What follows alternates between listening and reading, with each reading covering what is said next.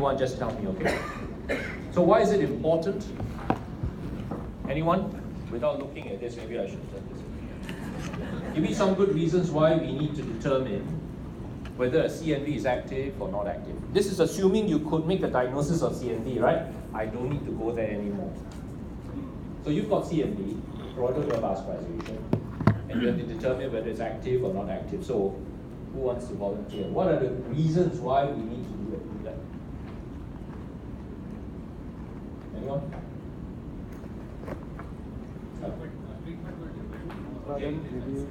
Yes, our treatment criteria, right? Actually, it's retreatment, because if we talk about loading dose, most of us would still follow the loading dose, right? 3 initial injections. And in some countries, they've even stopped doing monthly assessments for the first 3 months. All right, I don't agree with that practice, but people say, well, I'm going to give 2 injections anyway. What if after 2 injections, there was no difference, or it was worse?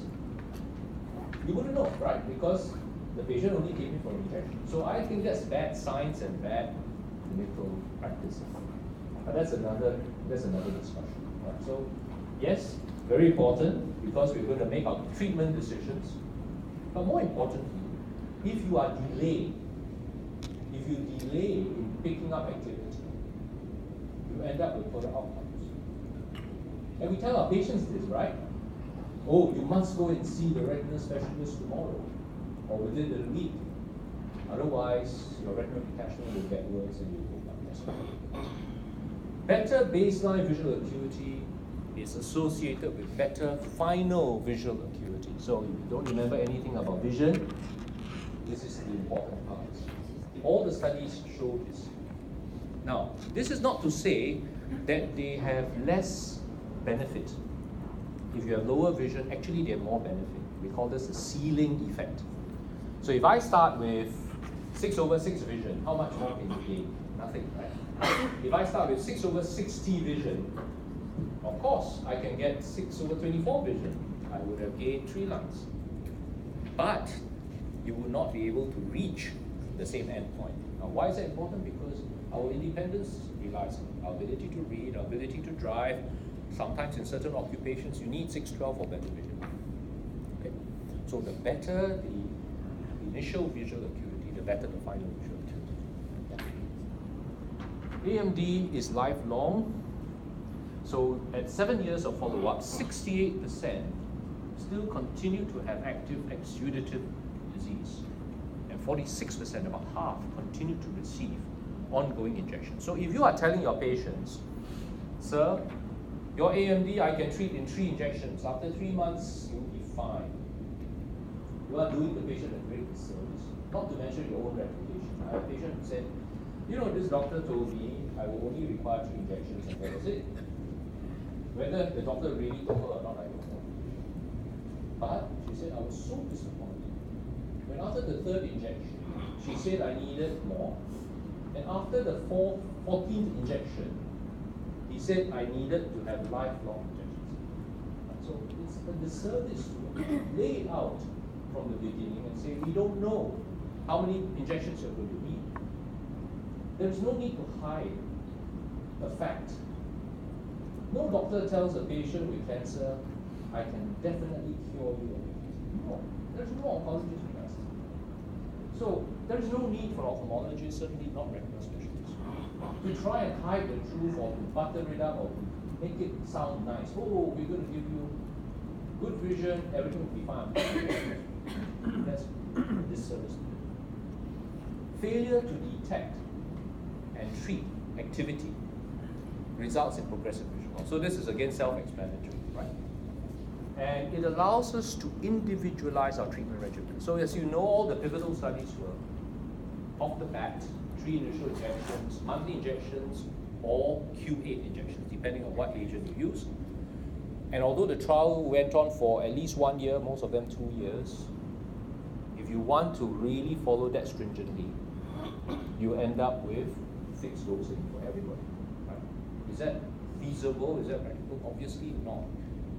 So when we try and tailor it, when we individualize treatment, that's where the problem arises. So I mentioned this already, that earlier the treatment, the better the outcome. So from 49 letters, you get 56.9 letters. But if you start off with 61 letters, you gain less, right? 4 letters here, you gain less. But you end up still with better or near normal vision.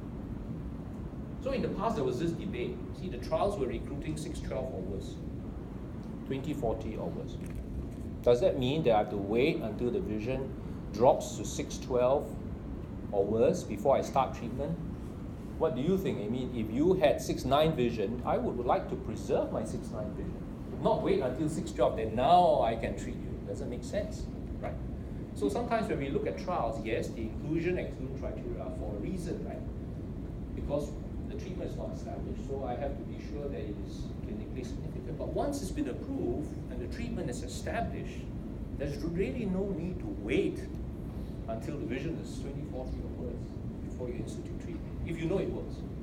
Similarly, the luminous, which is a real-world evidence of trial data, shows exactly the same. The earlier you treat, the better the results. Therefore, you have to tell your colleagues, the generalists, the non-retinal specialists who are not treating AMD, the earlier you refer, the better the outcomes for your patient.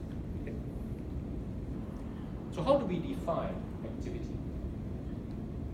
How do you define activity? This is my definition, but it may not be right. How do you define? Anyone?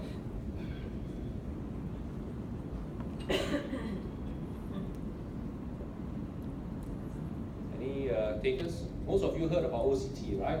So I would say that there are functional parameters and there are objective or structural imaging parameters. So abnormal thickness, that's probably the first thing that people talk about. Changes on the OCT, quantitative as well as qualitative changes, right? So if you have abnormal retinal thickness and then you see that the retinal thickness is increased quantitatively because of fluid.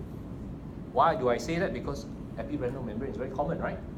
You can have thickening of the macula, so you'll find that the OCT thickness is abnormal, but it's not fluid. It's just thickening, correct? Likewise, if you have thinning of the retina, it doesn't mean that it's good. Maybe thinning is atrophy. Maybe it is myopic, right? So you cannot just go on numbers alone. You have to find out why a patient may have increasing thickness of the macula. Hemorrhage is often neglected nowadays. Everyone only looks at the OCT, doesn't touch the patient, doesn't even do a BIO or a slit lamp fundoscopy, or even a direct ophthalmoscopy. And that's why I always insist when we document in the clinic, I always have a color photo. Without the color photo, your visual acuity may be the same. There may not be significant fluid on the OCT, and yet you see new hemorrhage. And new hemorrhage is a bad sign. All right? You know that the disease is going to get worse when there's hemorrhage. New or persistent leakage on FA. Now, fluorescein, of course, is getting less and less used. How many of you do FFA for all patients with neovascular AMD at the first visit? That means before you touch the patient. How many? Nobody. So you just see the OCT, you see blood. Okay, I see a few hands, thankfully. Anyone else? No? Okay, good. So for those of you who do not do an FFA, right, and you made a clinical diagnosis of neovascular AMD, why do you not do an FFA now? In the past, we had to, right? It was almost standard. Everybody would have FFA. In Chinese populations, we would also require ICG. We'll talk about that tomorrow. Why? Why has that practice changed? And you're not wrong, okay? Around the world, FA usage has plummeted. So thank goodness I didn't buy shares in any fluorescein company. You'll be like Kodak, you know? Right? You know what happened to Kodak? Totally almost wiped out from the face of the earth. Imagine fluorescein, if you ask the fluorescein distributors, they say it's minuscule now, right? But why? So those of you who said no, you do not, yes? Plastic doesn't matter anymore. Very good question, very good answer. Occult versus classic, we don't need to subtype it like we did before. Right, with PDT, it made the difference. You got occult, I can't treat you with PDT, you're not so good. With predominantly classic, I would. Right? So that's one very, very good reason What's the other reason? Now we rely on OCT, right? And yet, if you think about it, the OCT does not show you leakage. Do you actually see fluid coming out of the neovascular complex? No. What do you see in the OCT? What are you seeing? Subretinal fluid thickening. Yes. So you're seeing fluid spaces, right? Yeah. Abnormal spaces. And you're assuming that there's leakage. I will show you later why that's sometimes wrong. You've got chronic change, degenerative change. McTell, for example, typical example. No leak. No leak.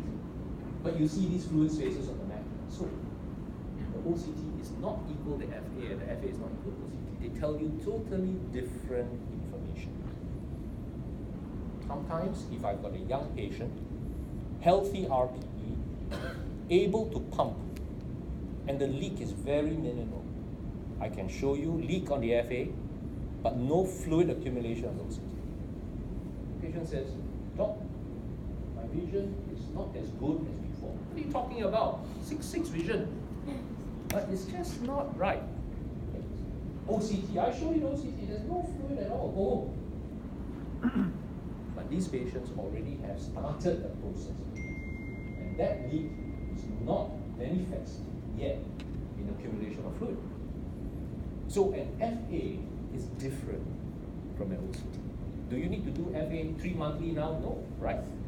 In the past we did because we had to measure the outline and the measurement for PDT. Yes, I agree, we don't need to. Now, why is it that I insist on baseline FA? Because if you ever have to decide whether the disease has changed, you have got a baseline before you did anything to the patient. Once you get fibrosis, it changes. Once you get atrophy, it changes. The character of the lesion itself can move from one to another. In the era of PDT, we had patients who were initially occult. Then after several months or years, it developed into predominantly classic. Right?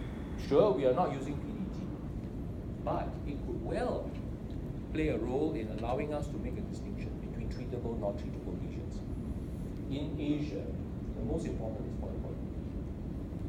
You will see tomorrow that the two components of polypoid can be very close, if not indistinguishable from PCB. For example, if I don't have any polyps, but I have a branching vascular network, which is leaking, which we call occult CNV, in the future, the leak may not be from that CNV complex. It may well come from new polyps that have emerged elsewhere. And how would you know if we never did an angiogram? We wouldn't. So in an Asian context, PCB is still our number 1, number 2 cause of the vascular leak. I'll show you some subtypes. So I think there are many reasons still to at least have a baseline FA, if not ICG. Why? Because sometimes you will be foxed. You see fluid, but actually it's not fluid. You see spaces, but it's actually not leak. And may not need to treat. So I think FA is still quite important. And then worsening of VA likely to represent CNV. Do you know that this is also not always true? VA is subjective. Today I didn't have a good sleep. Last night I was jet lagged. Or my cataract's getting worse. Right? I got a bit of meibomitis today. So vision is a bit blurred, right? So VA alone is not good. So what do we do then?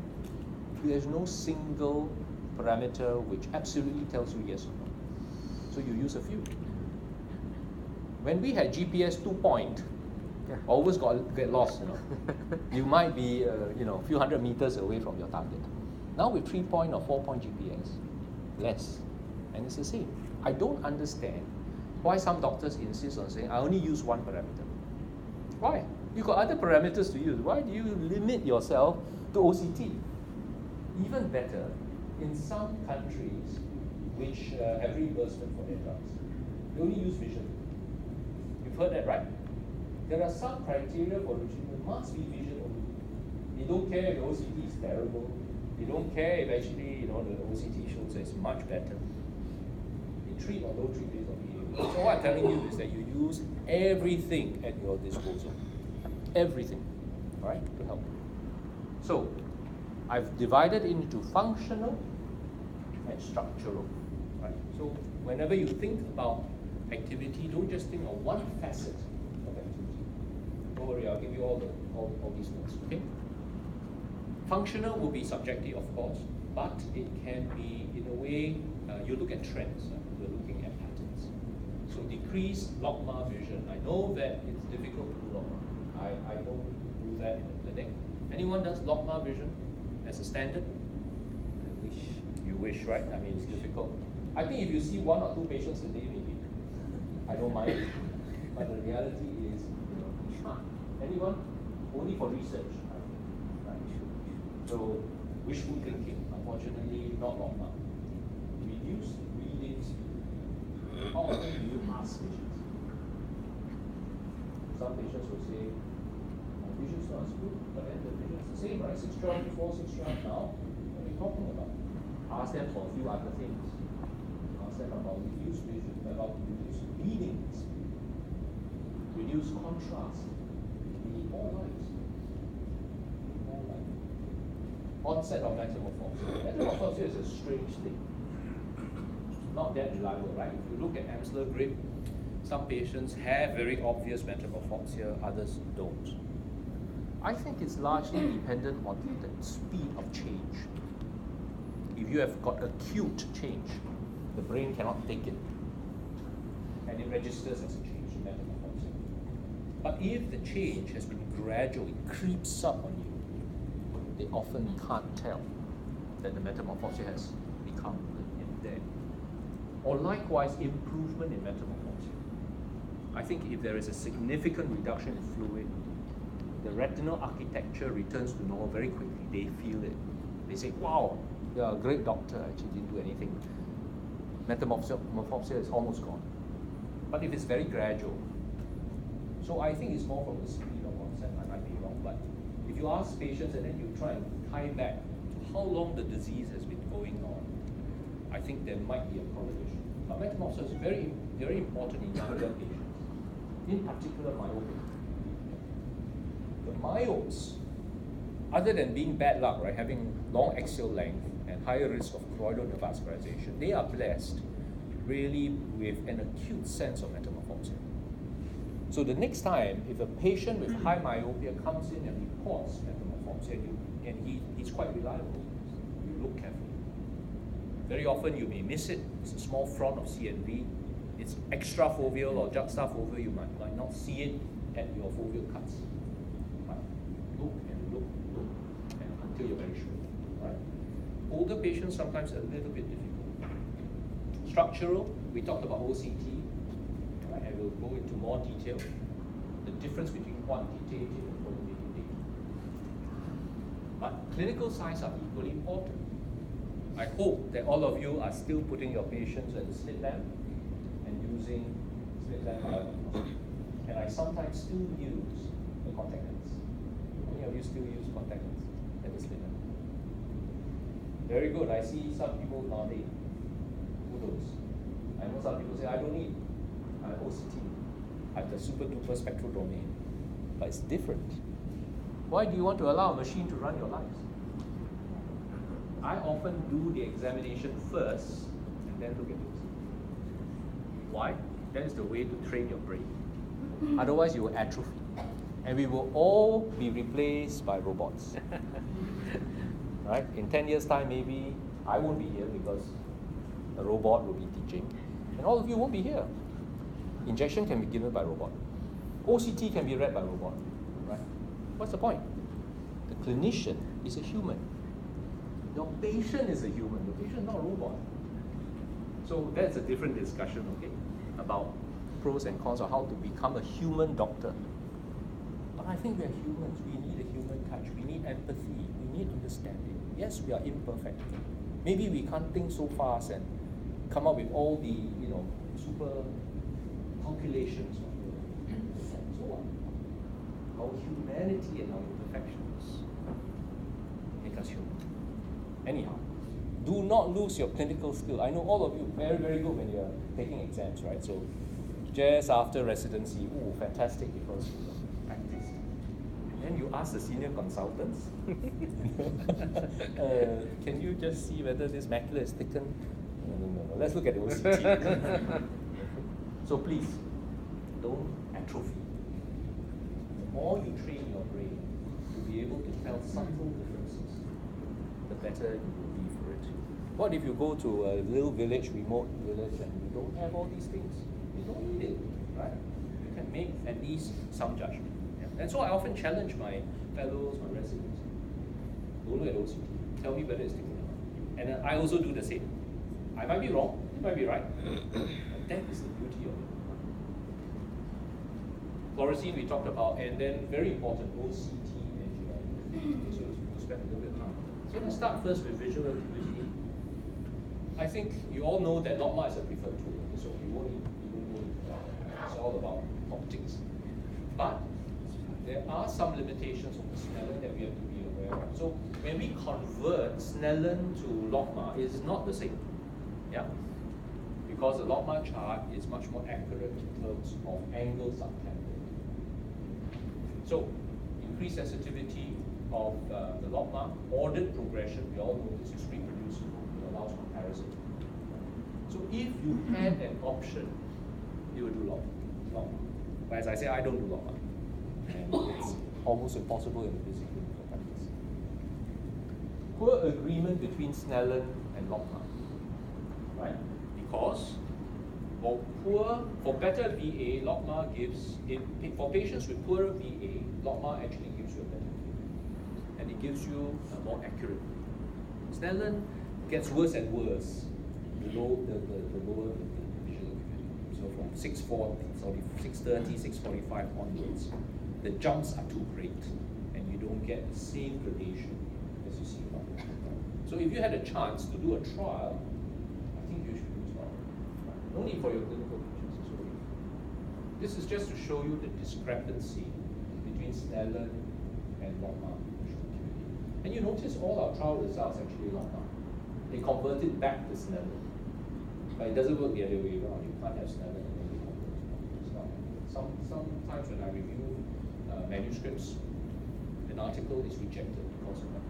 That means they start out with Snellen visual acuity and then they convert to LACMA and they make conclusions based on statistical comparisons based on the LACMA, which was actually from Snellen. It doesn't make sense because your measurement is already inaccurate. The other thing I want to say is that the visual acuity change doesn't always happen immediately when the disease becomes active. What do I mean? There is a time lag. And this study showed that the time lag was quite significant, about 1 month. In general, at least 2 weeks.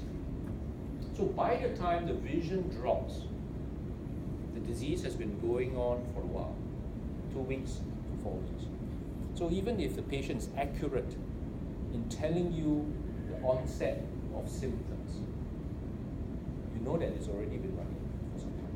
Why? Because there's redundancy. Sometimes the retina can tolerate a certain amount of fluid. So you don't need to be dry all the time, but it reaches a threshold and then after that the vision drops. Okay? And this very clearly shows you in a retrospective analysis. You see the OCT start to rise? The patient is only symptomatic here, month 6, but actually the OCT started to climb from month 3. So if it's slow, even worse, because you would have missed the window of opportunity to intervene earlier.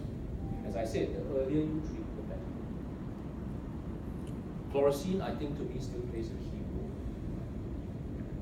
because it is the only investigation that can confirm the presence of CNV. Now we have OCT and geography, but it still cannot confirm the presence of CNV because OCT-A tells you flow information, but not leak. Leak is indirect. You heard of OCT-A, right? I think Colin Hunt spent quite a lot of time on this. The best way to detect leakage is still it also gives you detailed information, as you rightly pointed out, maybe not so important now, right? Whatever the subtype, classic, occult, mixed, we still treat in the same way. And of course, I told you about ICG. Patients with PCV may present at that stage of disease with occult CNV without active polyps. OCT detects the consequence of choroidal neovascularization, not the corneal neovascularization itself. Sometimes you see it, right? You see this big mound over the RPE, that's type 2 or classic CMP, yes. But you can't say for sure. It could be a scar. You don't know where there's active CMP. You see fluid, so you assume, right, that there's CMP and there's active. But it doesn't show the leakage. Now, most times in the past, with stratus OCT, that's quite primitive now, right? If you look back, you're using time domain OCT, and I think anyone still use time domain? See, everybody has moved to spectral domain. But all our trials were on stratus, and during that time, we were looking at pixels. So not so easy to detect small amounts of fluid. So quantitative may have been easier to standardize, right? So the earlier trials looked at 50 microns and 100 microns increases as the threshold for determining activity. Does that mean that 99 microns is not active? No. It says you're not sure. At 100 microns, you're very sure maybe. So again, it was an imperfect science. You know, and I'm sure we undertreated at that stage if you're using quantitative, because it's arbitrary. So really, I think qualitative OCT only became possible when we had widespread use of spectral domains. And I'm glad that now we do, because spectral domain has changed our lives, right? Changed our patients' lives. Because now we can tell which compartment of fluid is in. Which are the most important structures at the macula on the OCT, on the spectral domain OCT that you first look at? What do you look at when you obtain a spectral domain OCT? You see the focal depression. All right. What else do you look at? You look at fluid, right? Empty spaces. That's the most obvious. And then you determine which level the fluid is. Well, you assume it's fluid, empty space. But more importantly, after that, you determine the integrity of the photoreceptors, especially at the protein. So you know the 3 lines? What are the 3 lines that you should see in a normal OCT? Innermost line, ELF, right? ELF. Okay. Second line, SOS, sorry. And the outer line, RPE groups. Very often in a normal state, you can't distinguish the groups from the RPE. You only get a separation when you have disease states that cause sub-RPE pathology. For example, pigment epithelial detachment, double layer sign in polypoidal. Okay, so those are the things that immediately, and we've trained ourselves to the point that we actually don't even think about it, right? And you know how difficult it actually is to train AI to read all this at a glance. We take it for granted. We say, you know, we look at the OCT and immediately we can tell roughly whether. Of course, we miss things too, but to train a machine to read that is not easy because you have to give all the different scenarios, right, in a systematic way. So it's quite an interesting exercise. If you were to sit down with an engineer who knows nothing about ophthalmology, and you have to explain to him, okay, I need the machine to be able to see this line, this line, this line, this line, measure this thickness, and so on. Not so easy actually. Then it becomes quite a complex exercise. Qualitative changes are better than quantitative. Which of you, in a day-to-day practice, look at numbers only? No one. I'm glad. That's good because it means that our messaging has finally gotten through. There are many clinicians who are only looking at numbers. They look at a macular map, pre-treatment, macular OCT map, post-treatment, and then they make a decision. Oh, the OCT macular thickness, subfoveal, central subfield thickness has decreased by how many microns? Or increased by so many microns. Then you make a decision based on that. I hope that at the end of this course, you will not use quantitative OCT in a meaningful way in deciding treatment. It helps you in deciding whether the treatment is working or not working. That's very important, right?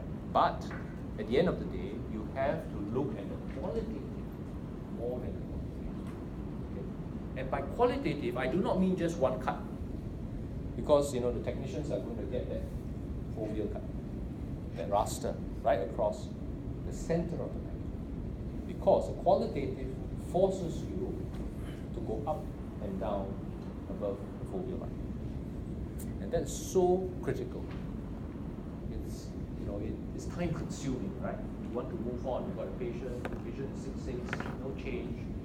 You want to move on. But it's a habit which all of us have to develop. Up and down, right? Because if you don't do that, you will miss things. You will miss small little cysts, which may not have changed the macular thickness in a big way. But that qualitative assessment will give you a sense of suspicion. You may not act on it at that point, but you wouldn't give a 6-month appointment, let's say, because you're asking for trouble. You see signs of potential activity and you've not taken steps to rectify. If you use quantitative data alone, you could easily be falling into the geographic atrophy trap. You know about geographic atrophy, right? After some time, all the disease starts out. Either you scar or you atrophy. In atrophy, the macular thickness actually gets thinner and thinner, and then you are lulled into a sense of false security because you think that the macular thickness is normal. But actually, it's atrophic and it still has fluid, or atrophic and still active. So, if you go by fluid measurement level or macular thickness measurement, you have to be sure exactly why. Why the macula is normal thickness, why the macula is thicker than normal, why it is less than normal. Because it could well be balanced out, right? I've got atrophy, so macular thickness maybe now, instead of 280, is 180. And then now with fluid of 100 microns, it's now 280. And then you think that all is well, right? So very dangerous. Of course, spectral domain. I think since all of you are using spectral domain, I don't really need to belabor this point. But of course, the difference in resolution is made. All the difference. Not only are we looking at fluid spaces, but this is an example of subretinal hyperreflective material. Anyone heard of it? SHRM. It's a very useful clinical sign. In the early stages of disease, as the neovascularization is forming, very often it leaks fluid first. But after you've started treating, because you already have some anti-VEGF, fluid dries up, right? Anti-permeability. But then the neovascularization is not continued.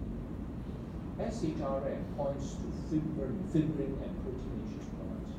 We used to remember that, right? In clinically significant macular edema, we couldn't measure OCT thickness. So we will look at thickening, we will look at protein, lipid deposits. This is similar, except that you don't see clinically, sometimes you don't see the yellow deposits. SHRM can make or break early detection, especially when they have a recurrence. So the patient may come in with no symptoms, and only this material, which is appearing under the retina, is in the neural space, neurosensory space. No fluid. Visual acuity may still be normal, but that's the time when actually you need to treat, because SHRM is a strong indicator of CNV activity. If you don't do a qualitative scan with a spectral domain, you will never pick it up. Never. So typical qualitative OCT signs, this tells you the fluid, right? So where is this fluid? Where are these spaces? Intraretinal, right? Okay. Where is this fluid? Subretinal. Actually, subretinal is not a very good term, so I usually call it neurosensory fluid. Because subretinal can be sub-RP fluids. Okay. And then I would say this is sub-RP. So that distinguishes, right? So NSD is neurosensory detachment and neurosensory fluid. Intraretinal fluid, or IRF or IRC. IRC is actually not that accurate because histologically it may not actually be cystic. Cystic must be epithelium line, right? So I try not to use IRC, intraretinal cyst, but use IRF, intraretinal fluid, which is a more accurate qualitative description. So try and distinguish which layer those fluid spaces are in. We know that there is a good correlation. That's why a lot of people have stopped doing it. Right? 94% of the time you'll probably be right. If I don't do an FA, let's say I did FA for everybody who had fluid on SDOCT, I will see leakage in most cases. So people have taken that to mean SDOCT equals FA, but you can be wrong or right in both directions. No fluid, but with leakage. Fluid spaces, but no leakage. This study showed a correlation, nice correlation between presence or absence of fluid and presence or absence of leakage on the FFA. So is it wrong not to do FA? No, I can quote this study, right? So if the hospital calls me and say, Dr. Koh, how come you didn't do FA? I can say, I have enough studies to prove that actually I would be 94% right. Yeah. So that's reasonable. That's a choice that you make. Now then, when do you absolutely have to do FA? When you absolutely have to do FA, and you don't know for sure that this is it. Right? This is what we call a masquerade. So we'll talk about that afterwards. I mentioned just now subretinal hyper-reflective material. I would like you to remember this term, SHRF, because all of you know about fluid, I think, by now. Most people are quite experts in it. SHRM is an important biomarker of CNV activity. It looks just like this, hyper-reflective on the OCT, with or without fluid. Of course, with fluid, it's very easy, right? But without fluid is really what you want to catch. In the CAT trial, 77% of patients had SHRM at baseline, and it was associated with fibrosis. You know what? Because it's proteinaceous. The more protein you have in a subretinal space, the more likely you're going to scar. So SHRM cannot be left alone, in other words. Yeah. It's worse than fluid, actually. There is a difference between fluid in one compartment over another. So not all fluid is equal. In the past, we used to think that neurosensory fluid was the most important, that we would treat based on our success in eliminating subretinal fluid. And we thought that intraretinal fluid was just chronic, no need to treat. Recurrence, maybe not, it's just chronicity. And with time, the intraretinal fluid was. It now turns out, and I think no one can dispute this, that intraretinal fluid is the most damaging in terms of structures.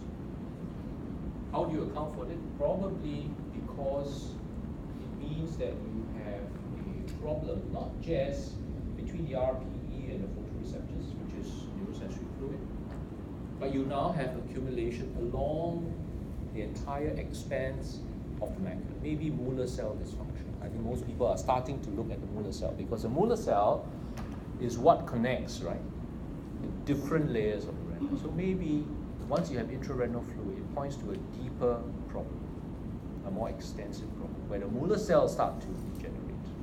I don't know for sure. But whatever it is, intraretinal fluid, here in black, was worse than subretinal fluid and sub-RPE fluid.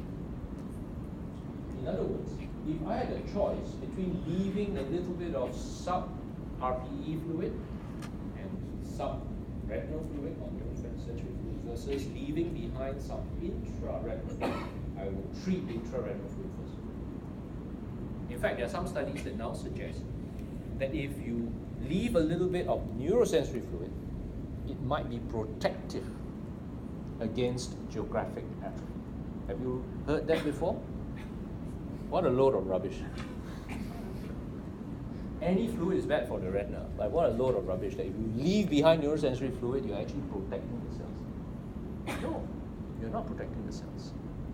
You just have probably a different disease pathway. The disease pathway probably affects the RPE later than if you had intraretinal fluid. So don't believe that I can leave neurosensory fluid alone as well. No, you must treat. But between the two, you had a choice. I would treat intraretinal fluid first. The persistence of intraretinal fluid had the most profound effect on visual acuity. Okay? If I gave you an MCQ, that would be one of the questions. So you're lucky we don't have MCQs.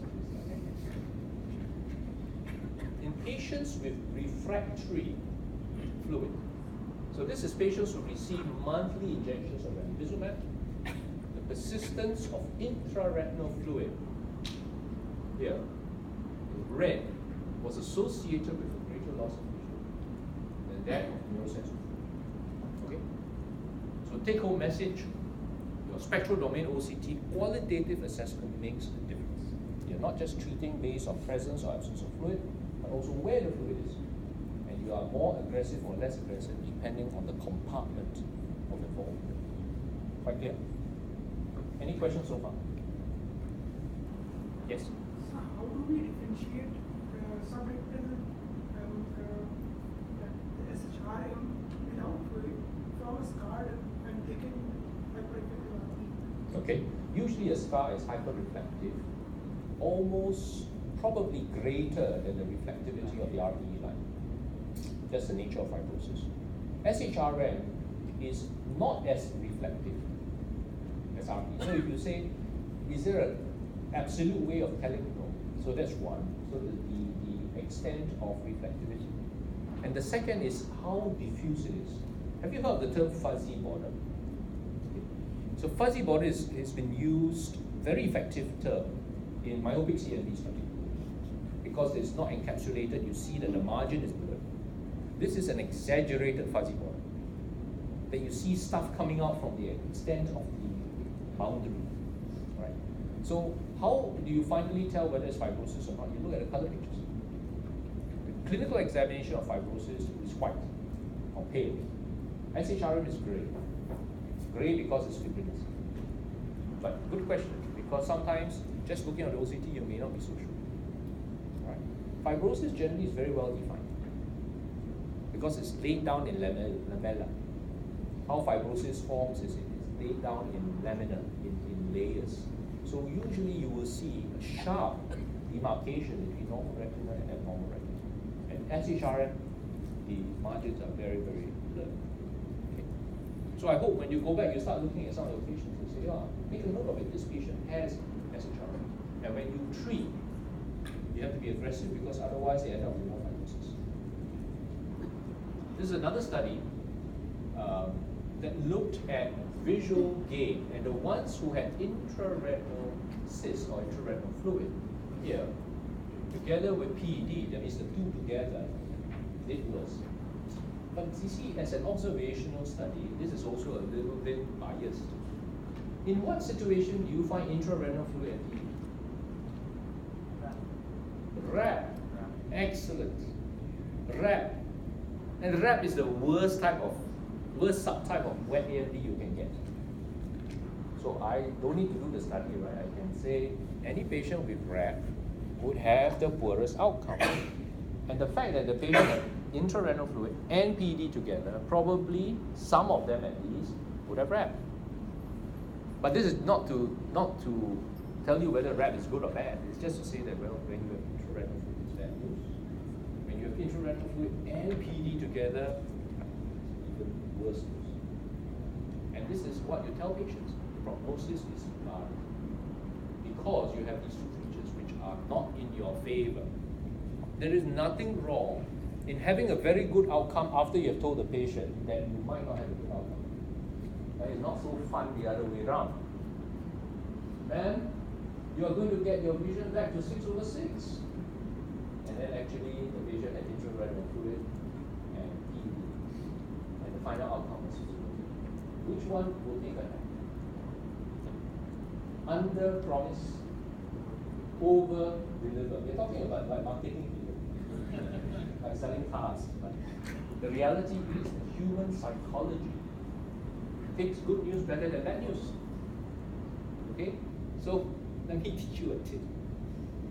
Under promise and over deliver. Don't tell your cataract patients, oh, definitely with this super duper premium IOL, you will be spectacle free, you will be astig free. You're asking for trouble. Right?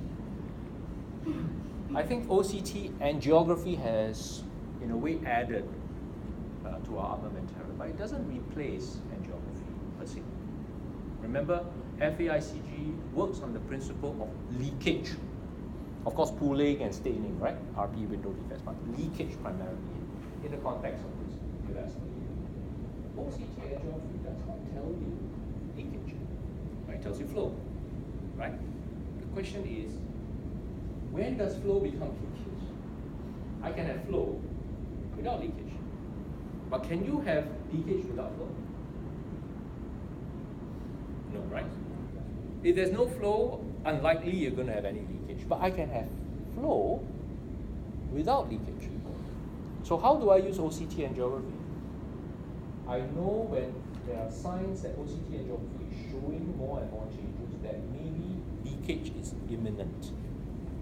That's the only thing we can say at the moment. Like this OCTA is showing us increasing flow. And there are some features to help us determine whether this OCTA shows activity or this OCTA does not show activity. Now all this is still in evolution, okay? So don't take it as Bible truth. It will change over the next few years. Our technology is improving. So don't go home with the idea that, oh, OCTA, Dr. Koh said OCTA is going to replace FAICG. It's not. Maybe in the future. Of course, we like OCTA because patients hate the dye. We don't like to have to resuscitate them if anything goes wrong. They don't have to walk home with yellow skin. Yes, we know that. And it gives you three-dimensional. So you're not just looking at an on-pass image, which an FAICG does, but it now gives you cross-sectional information. That's also quite useful. You can see flow and correlate it to the OCT. It's beautiful, right?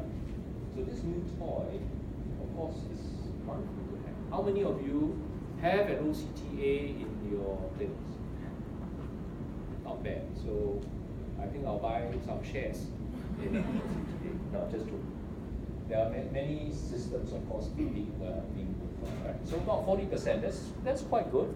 I would say that most people don't have an OCTA. And when they ask me, do I have to use an OCTA? The answer is no. You don't have to use an OCTA to make a good clinical decision. Not at the moment anyway. But it's a nice to have thing. The problems are as listed, and you have this in your notes, okay? The problems, as you know, restricted field, artifacts. There's a problem with slow flow.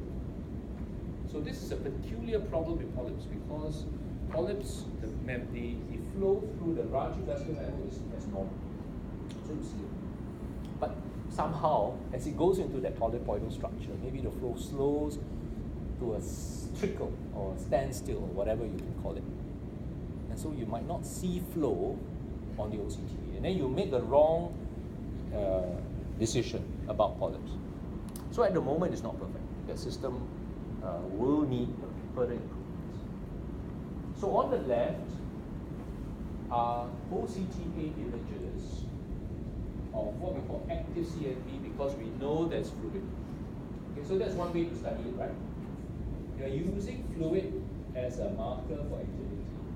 And then you compare the OCTA appearance at the time when it was active and then when the time when we felt it was not active after we injected something, some anti-VEGF. And then you compare the two, sensitivity of OCTA versus FA detecting. It's not that great. 2/3. So 1/3 are active on FA but not active on OCTA. If you ask me, is there a big difference at first glance between this and this? I will be imagining it, right? Let's say I didn't show you this. I didn't show you the fluid presence of fluid. Could you tell? These two look identical to me.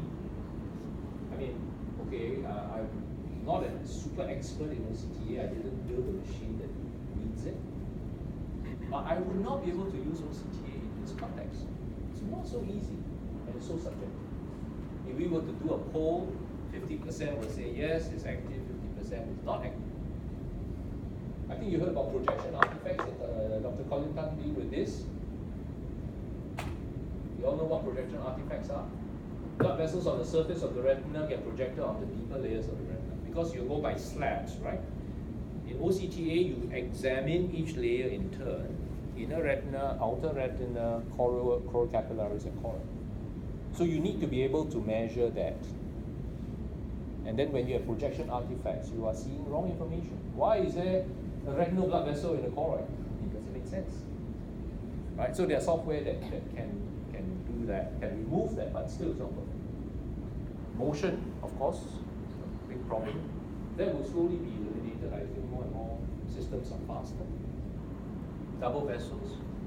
This is very important in segmentation. Can you imagine that you have a patient with a large PED, pigment epithelial detachment? The plane is not in one plane. You've got one plane, and then it goes up, and it comes down. No machine will be able to accurately do segmentation when you have such drastic changes in control. We know this already. When you do your macular map, from visit to visit, the first thing you look is there any artifact, right? Has the machine rightly placed the markers? Otherwise, if you just look at numbers, you could be sorely mistaken. So machines are not very good when you present this type of variations. This is segmentation. But in general, and this is important for us because as we use OCTA, you must not come to the wrong conclusions. You must not think that it is more important than it actually is.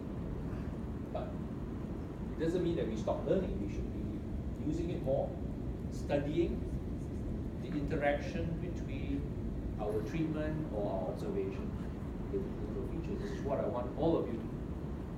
So sometimes in a busy clinic you can't, right? But let's say you finish work and you say, okay, I remember this patient. The patient has had 3 injections, everything's happened. And you happen to have his OCTA from day 1 before treatment, month 1, month 2, month 3, and then now month 6, let's say. And he's not had any more treatment after the first treatment.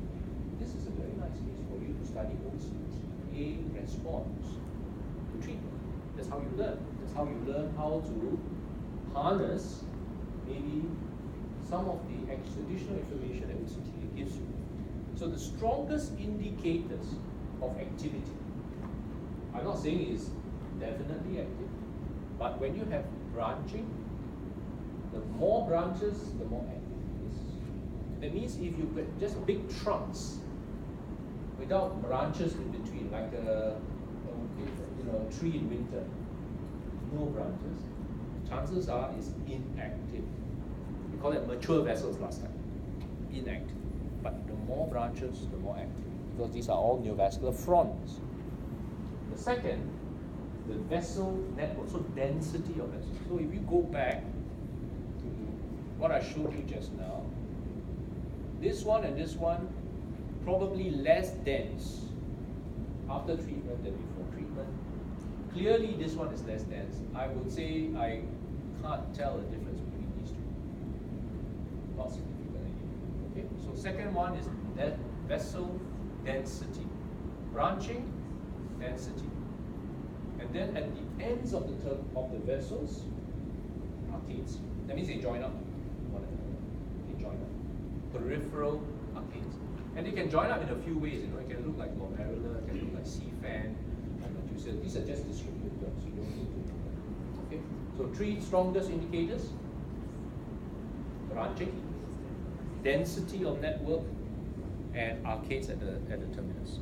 So when you have a lot of time and you want to compare your OCTA with your clinical judgment, right? So you have used vision and you see whether you're right in terms of objective. And then on the other hand, the quiescence. When are they quiet? It will be the opposite. The straighter the vessels, the longer, the more filamentous, the less branching, no arcades.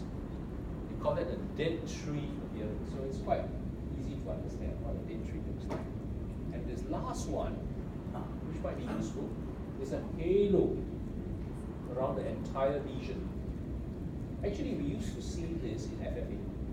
If you remember when we did FFA, you see this halo. It was a walling off. We thought it was maybe an RPE reaction that walled off the lesion. How many of you remember from the days of FFA, when we did FFA for everybody, this halo?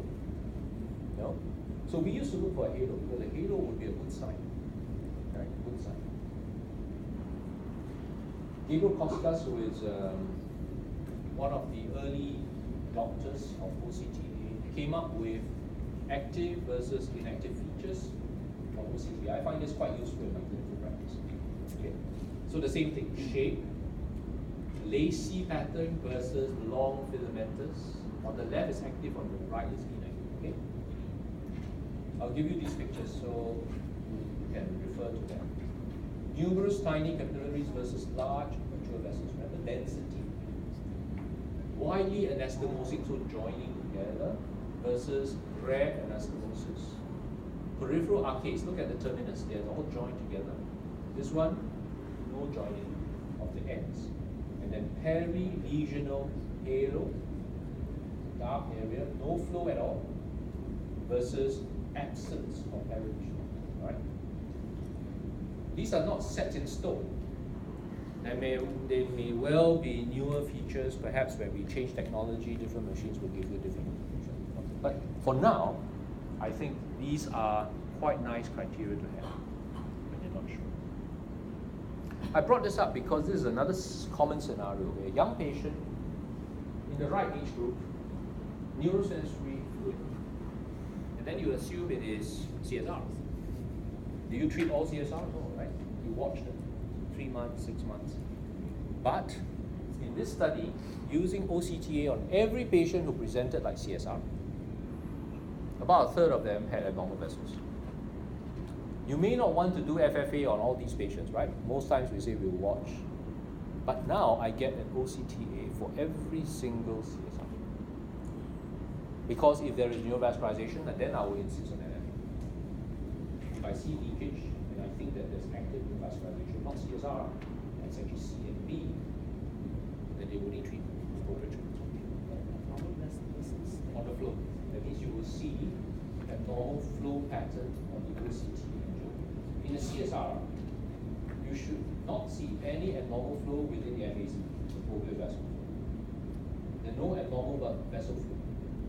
But here, in this 1/3 of patients, they actually had choroidal neovascularization. That first presented by CSR because you don't see blood, you don't have too much disturbance of the RPE, right?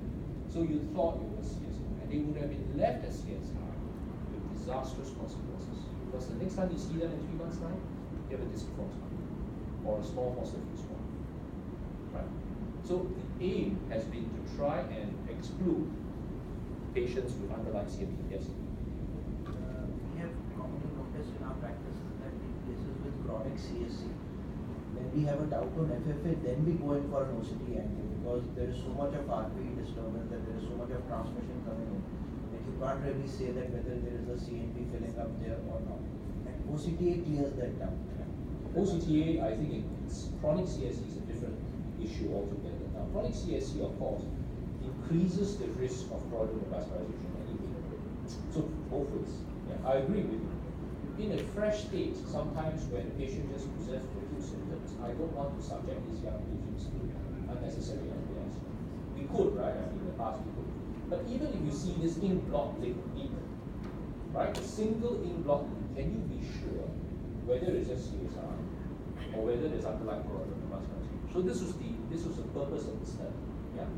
And what I'm saying is that if you leave these small CNPs alone, they may not recover vision, or they may end up with more fibrosis than you can expect.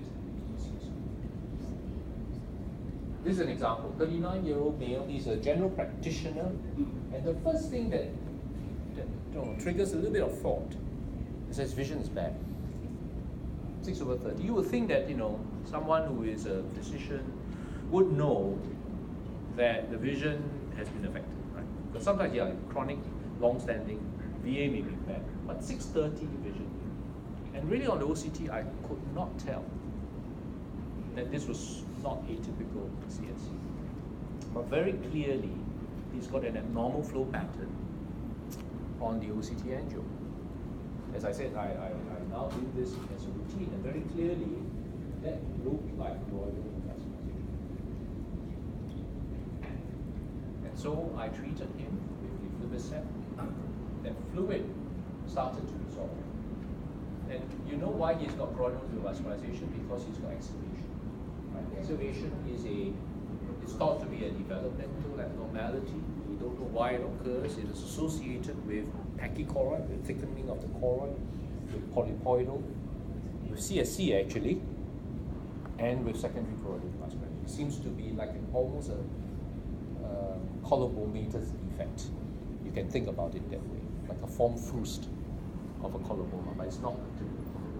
He had pachyvessels. You can see his vessels are very large and dilated, but the thickness of the choroid was not increasing. Yeah. So this is a patient who had choroidal neovascularization, but masquerades as central cyst. So through signs of choroidal neovascularization activity, let's just recap. Functional and structural. Functional will be visual acuity, metamorphosia, reduced reading speed, reduced contrast sensitivity. Some of it not specific. Then the structural will be the most important, right? We use OCT, especially spectral domain, qualitative more than quantitative. Looking at compartments of fluid rather than just overall where fluid is. FFA, don't forget, you do have FFA at your disposal, and for certain things, maybe OCTA might be helpful. Now, what happens when we have some things that cloud the issue, or that false signs of choroidal neovascularization? I've listed 4, which are the most important ones. Intraretinal cystic degeneration. So you see these empty spaces, but they're actually not due to leakage. They're actually neuronal degeneration, loss of tissue. Right? 2, retinal pseudocysts in geographic atrophy. About that, outer retinal tubulation, and finally, the teleform visual. Cystic retinal degeneration is not uncommon, and the classic disease is McTell. Classic disease, McTell. So macular telangiectasia, it was known as parafoveal telangiectasia in the past. Normally we see type 1 and type 2. Type 1 tends to be unilateral, young males. Type 2, a little bit older, females and bilateral, right, middle age onwards. And these lacunae, or empty spaces, actually we should not call them cysts, because we don't know what's inside them, it's just empty optically. And when you do FA, most of the time they don't.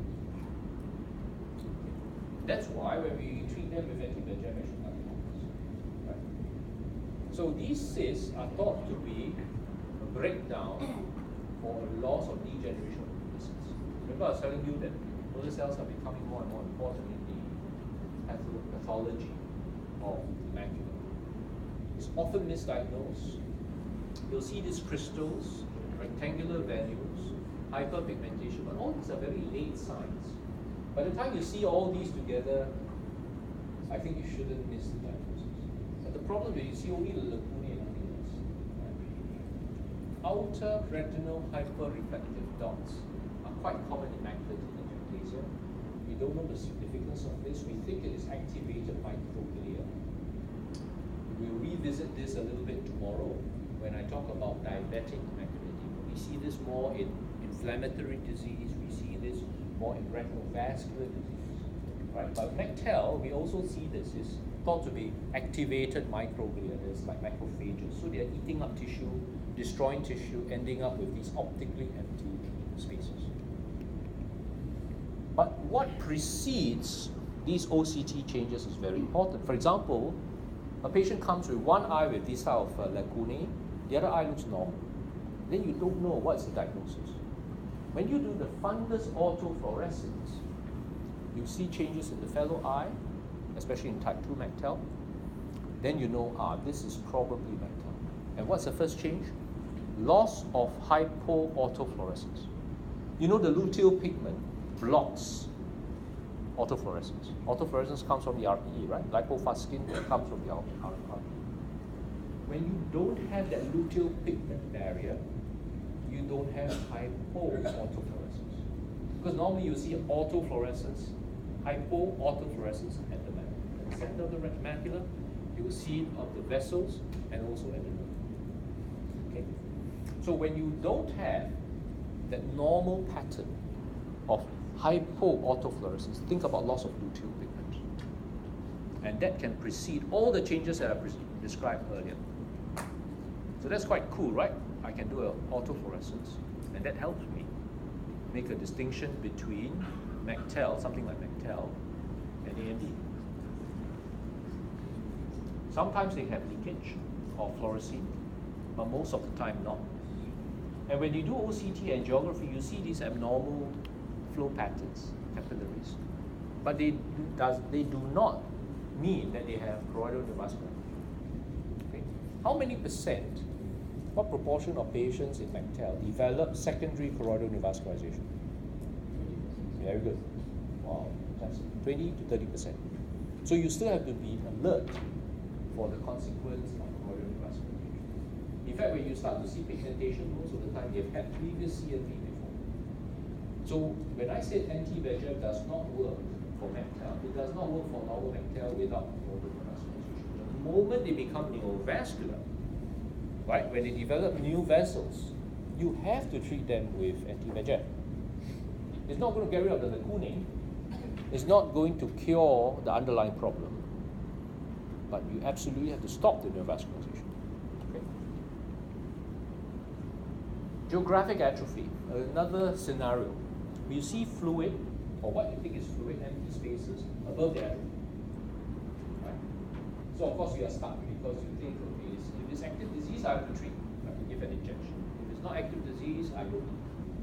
When you see atrophy, geographic atrophy with fluid, well, empty spaces within the retina, like this, you can watch. You don't leave them alone, you can watch.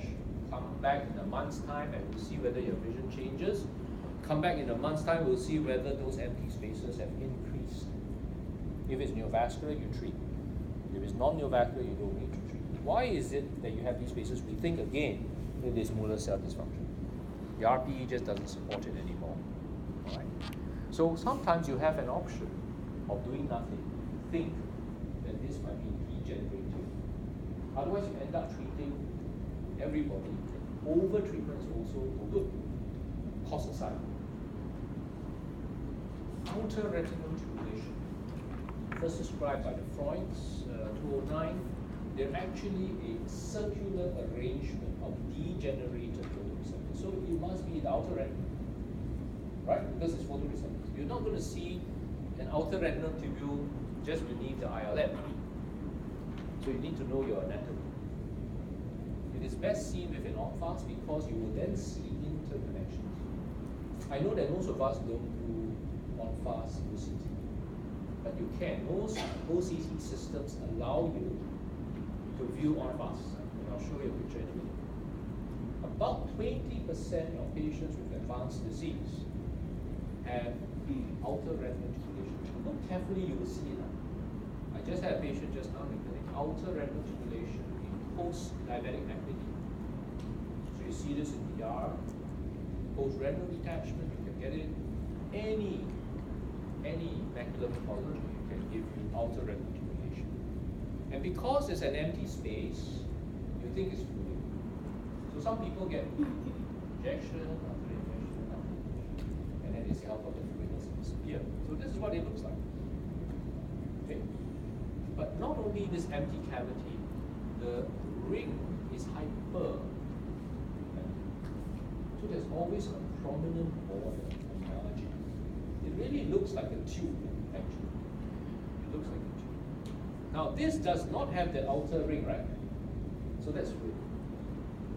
So don't be mistaken. You can have outer retinal tubulation and you can have fluid coexistent. You treat the fluid, you don't treat the tubules. The tubules will never disappear, the fluid will. Okay? They are degenerative photoreceptors.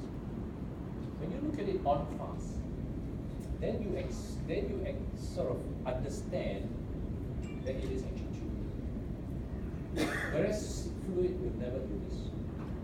En face of cystoid macular edema will never like that. Okay? So the next time when you're in doubt, you can actually do en face. You bring it down the slab, layer by layer by layer, until you try and catch this interconnecting.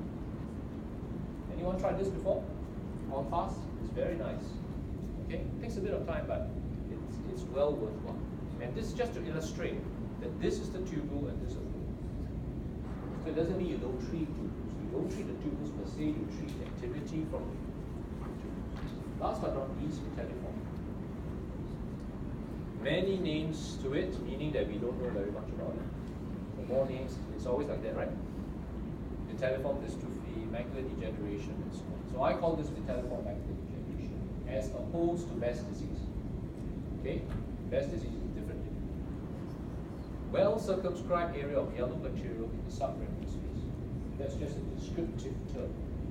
But what's this yellow material? It's called lipofuscin. What's the property of lipofuscin? Autofluorescent. Where does this come from? From turnover of the outer segments of the proteins. So it's a normal process. Except that somehow you cannot clear it. And it gets accumulated, it gets deposited in the subretinal space. It shouldn't be there, right? In fact, it should be in the RPE and the RPE should clear it. So this patient had relatively good vision, 6/12, had 3 Lucentis injections by a well-meaning ophthalmologist. And then after 3 injections, the ophthalmologist thinks, it's not working, refers to me. Thankfully, right? He didn't do 30 injections. I've had patients who had much more. After a long time, then they get fed up, doctor gets tired, and then you find actually, it's vitelliform, it's not fluid. So what is this vitelliform? Now, first, it shows up as intense hyperautophluorescence. Now, this can be misleading in the later stage of disease. In the very early stage, it's almost like equal, right? You've seen Best disease. Very bright, very intense, hyperautofluorescence. And it's not always filling the entire cavity. Here in this example is filling the margin. Here is the middle, right? Here's the middle, but this one is the margin. And later, some of it gets absorbed, or probably macrophages. So you don't expect this egg yolk appearance to last forever. So sometimes when you are seeing the patient quite late in the disease, all it takes is a hyper-intensive something inside that cavity. It may be in the margin, it may be in the cavity, but as long as you see quite intense hyperautofluorescence, think about vitelliform. It's this material that's stimulated. It's shared photoreceptor cells. It's actually a lot of rubbish in there. It's not just lipofuscin, right? So if you were to do histological sections, you might see macrophages, you might see RPE cells, and so on. So it's not so simple. It's degenerative. It's part of it. The SDOCT, hyperreflective material, thinning of the overlying outer nuclear layer. Vision is generally quite good, but the higher the height of the vitelliform material, probably the worse the vision. We don't know whether this is a toxic reaction, like a byproduct of some free radicals, or whether it's mechanical. Sometimes it's mechanical, right? You just have a lot of accumulation, you're pushing up against the outer. I mentioned fundus autofluorescence. How many of you routinely use fundus autofluorescence in your assessment of AMD? Not enough of you are using fundus autofluorescence. Okay, for those of you who are, congratulations. Those of you who are not, fundus autofluorescence is absolutely critical. And you will hear from Graham Holder on Saturday in other instances why autofluorescence is so important. Okay. If I were you, I would buy a machine which had both OCT and autofluorescence capabilities. We are not using autofluorescence enough. I don't have time to go through all the indications of autofluorescence. This is just only one of them. Generally good visual prognosis, so you don't have to inject. Right? There is no response to anti-VEGF therapy. So you can avoid all this unnecessary treatment. Now, I won't go through anti-VEGF treatment regimens. I just wanted to tell you that at the end of all this, right, what's the point of determining active CNV or non-active CNV? It's mainly because we have moved away from this to individualized treatment. So our decision making is so critical. Let's say PRN, right? The patient has had 3 initial injections. And then you have to decide if and when the patient needs retreatment. So you call the patient back every month. PRN is monthly review, okay? I'm sure a lot of people are not seeing patients on a monthly basis on a PRN. But when they come back every month, you have to decide to treat or not to treat. Active, you treat. Not active, don't treat, right? Similarly, if you want to do treat and extend, it means we assume it's active. Even if it's not active now, we assume it's going to be active. So we extend the intervals when dry. 3 initial injections, then it's dry, I extend to 6 weeks, treat. Extend to 8 weeks, treat. Extend to 10 weeks, to 12 weeks, treat. Some people will say, well, then you don't need assessment of activity. The extension depends on your assessment of activity. What do I mean? If he comes back at 6 weeks, and I say extend to 8 weeks, but actually he's active, then wrong. You need to bring it down to find the maximum interval he can tolerate without. It's a very difficult concept to explain to the patient. I'm sure you all tried, right? PRN, they can understand. I got a cough, I need cough mixture. Okay? It's not so simple. PRN, easy to explain. Treat and extend is really difficult to explain. But once they get it, they like it. Because they don't have dips in their vision. They don't wait until something happens. That's called reactive, right? We are proactive about it. So when do I use PRN? And when do I use treat and extend? Okay. I always give my patients a chance to go on PRN. But the reality is only 40% of patients do well with PRN. That is, in one whole year, after their initial loading dose, they may need only 1 or 2 additional injections. Very few, 40%. The remainder actually become very active all the time, almost all the time. So this is from Excite data. At 3 months, I stop, right? Let's say they're dry. And over the next 2 months, you watch them for early recurrence. From month 3 to month 5 is the best indicator of how active they are going to be up to month 12. And all this is in trial data, it's just that they don't tell you. So month 1, 0 to 3, you've treated and they are dry, you stop. Then you call them back every month, month 4 and month 5.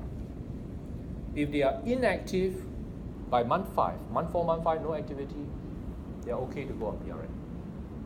Because they might only get 1 or 2 recurrences towards the end of the year. So that makes 5. You tell them on average, if you are in the best case scenario, you need 5 injections. Right? That's our original PRN data, pronto. 5 injections a year. If they come back between month 3 and month 5 with fluid or activity, not good. It means that they cannot sustain anti-angiogenesis of their own. They don't have repair, they don't have inhibitory factors that control the vascularization, which is after all our aim in treatment. We are not solving the problem, right? We're just tipping the balance in the right direction. Angiogenesis versus anti-angiogenesis, permeability versus so we're not curing the disease. We're just redressing the imbalance. If they start to recur from month 3 to month 5, you know that they are likely to require quite a lot of injections. And therefore, on a PRN basis, not recommended because very often you'll be late. By the time you catch them, their vision would have dropped or they might have had fluid for the whole month. So those are the patients I counsel for treat and extend. And then we try and find the longest interval that they can be on. Ideally, we can extend them to 3 months, keep them on 3 months for a year or 2, and then try and stop. And patients get that because they know that not everyone will respond in the same way, in the ideal way, right? So think about it. When you are using your skills in disease activity, you are helping patients find the best outcome with the minimal treatment. Not blunderbuss, everyone comes in, 3 injections and then every month. That one, nobody needs to learn anything, right? Because you're going to treat them with 8 injections a year. That's not the point. When we individualize treatment, we're trying to tailor it to their needs. So I hope that you found a reason why you need to think carefully about disease activity. Have the right approach, deciding when to treat because the disease is active, and when not to overtreat when there are false signs of activity. Okay, You've been a very, very attentive audience. I really give you full marks for fantastic attention after a long day. Let's take a few questions before we break for today.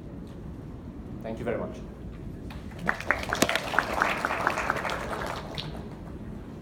Questions, anyone?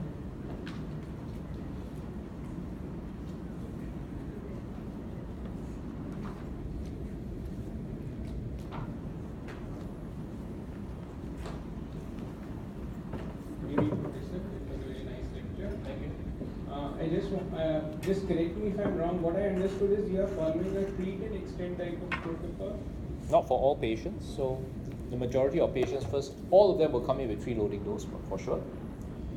About 40% of patients will continue on PRN because they don't become active within the next 2 months after ending the loading dose. About 60% will require treat and extend because they have a more aggressive disease, and you have to anticipate the disease rather than waiting for something to happen. So about 40-60 is my current ratio. Alright, and the activity is based on your clinical suspicion, or you always go ahead with an OCT based? So I always have an OCT, right? And the 3 key ones, I think, are clinical examination for blood, visual acuity, and OCT. If you say in ranking, which is the one that you believe most? Probably OCT, because that is less subjective. But I don't use just one modality. We have many at our disposal. Now, increasingly, I'm looking at the role of OCTA in determining whether it's safe to extend. I don't need an OCT to tell me whether the disease is active or not, because I've got spectral domain OCT currently, right? If there's no fluid, there's no activity, fine. Because we don't have any evidence that we can use OCTA to say we should treat on that basis. But I use the OCTA to determine whether it's safe to extend. What I mean is, in treat and extend, we see them when they're dry and then we extend, right? So let's say they are now 8 weeks from their previous injection. Vision is good. OCT is dry, no fluid. So I'm planning to extend to 10 weeks. But I see there's increased flow from the 8 weeks.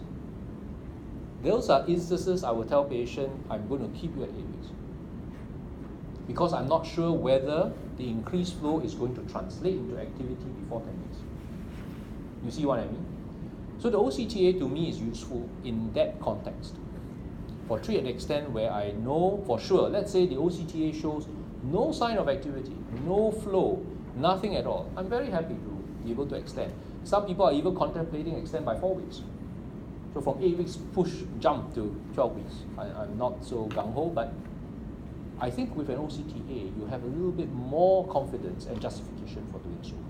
But the other way is probably better, meaning if I am not sure that this disease is going to become active within 10 weeks, I will not extend. Does that answer your question? So when Yes. do you decide to change the drug? Drug. Okay.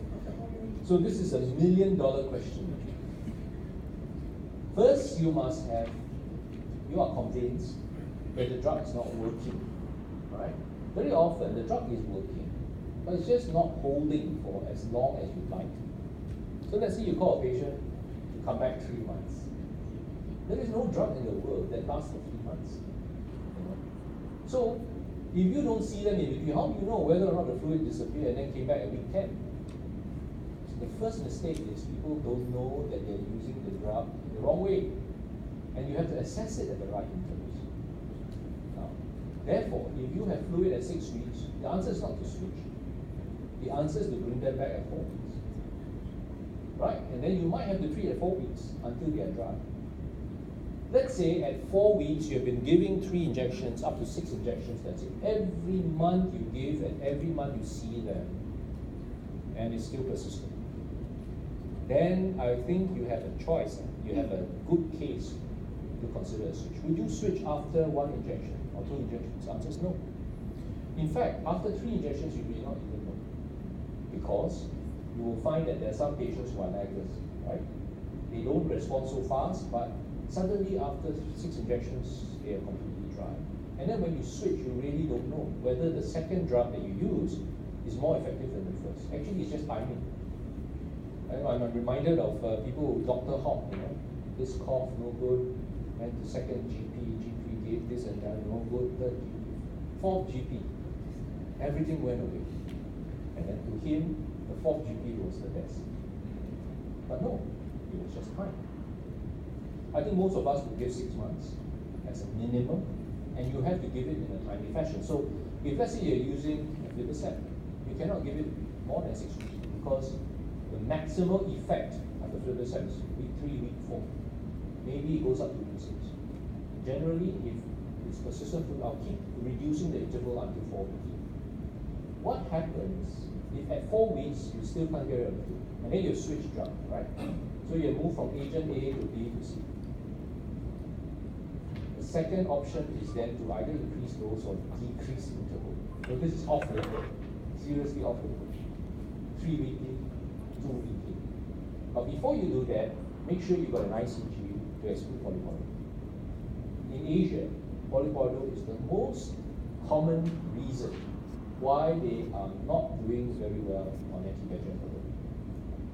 So come back to your original question. I try not to switch unless I'm sure that the patient is not responding. And not responding means in a timely fashion you're seeing him and you're assessing him. If you're not sure, you call the patient back in 2 weeks and get a OCT. Right? Because by 2 weeks you should see some reaction, some response. But if you see nothing, day 0, week 2, week 4, no difference, no reduction in fluid whatsoever, then yes, that might be a true non-responder. So you see a lot of people who label their patients non-responding. Actually not right. It's not fair. They are treatment disappointments, yes, because you have to treat so frequently.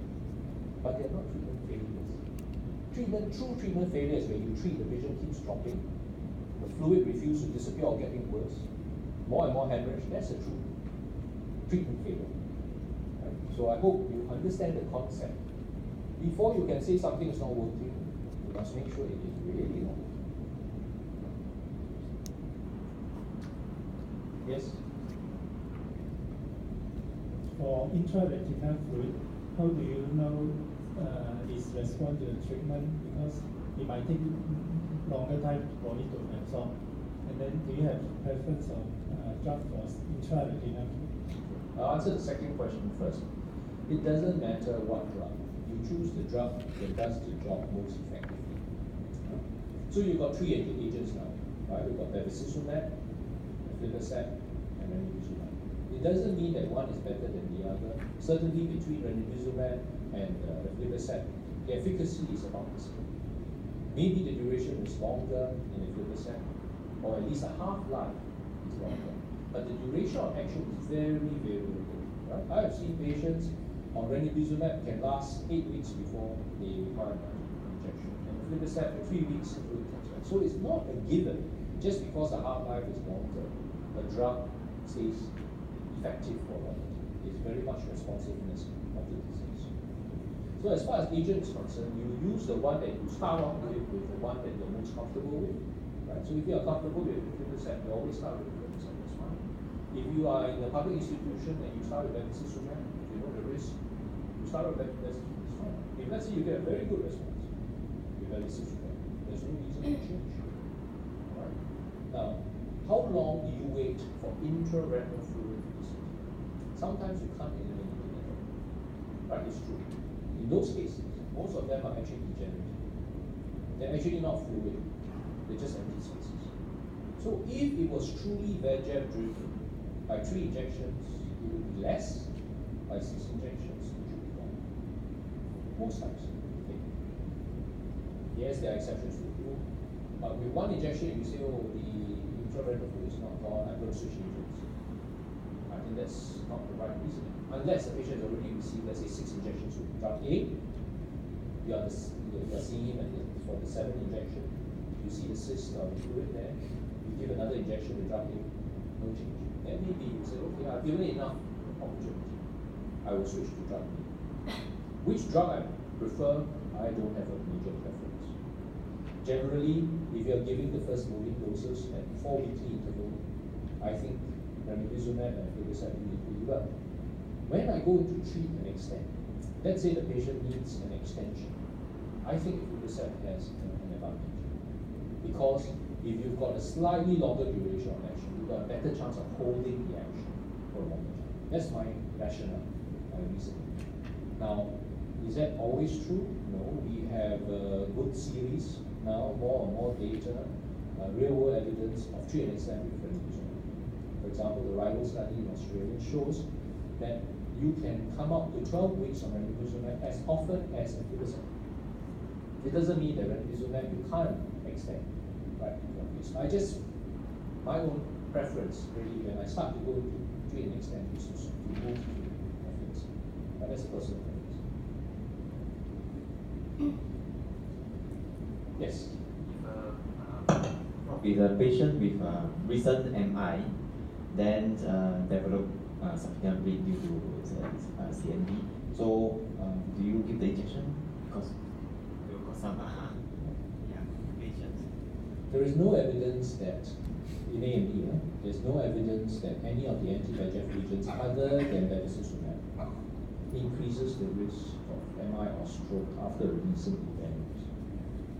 Some of you heard of the dear Dr. Leakage from SAVOR study. SAVOR study was AMD, it was open label, and at the first year, they found about a 10% risk of stroke and heart attack in patients who have had stroke and heart attack before. And so they sent out this letter, so it sort of spooked everybody, right? And everyone got so scared. But if you look now, we've had over 10 years of data with ranibizumab and aflibercept now. The data does not show an increased risk. So what I tell patients is that there is a theoretical risk because of the anti-VEGF therapy. Some of it does get into your circulation. You can't stop that. And I can't tell which patient will cause a stroke, which patient it will not cause a stroke. But on average, when we look at data across all the trials, and I don't count real-world evidence because real-world evidence is very biased. You only report the good ones and you don't report the bad ones. So it's not that accurate. But the trials, since it's properly conducted, every case is looked at. Right? So if you look at 3% or 4% risk of MI or stroke in that age group, it is not increased. I can't show you any data that shows there's a statistical increase in risk. Does that mean that you have to give injection there and then? For AMD, probably yes. In diabetic macular edema, we have an option of not doing anti-VEGF, right?